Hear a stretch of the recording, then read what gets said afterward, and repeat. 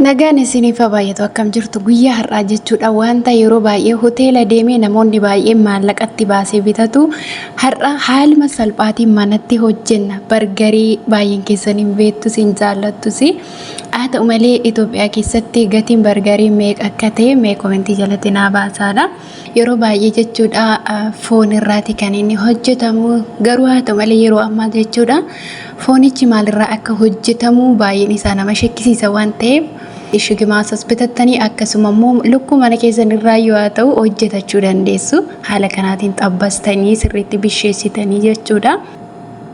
Kanaafi warri jaallattanillee mee komentii jala nuuf kaa'adha. Kunoo irbaanni keenya guyyaa har'aa kana fakkaata.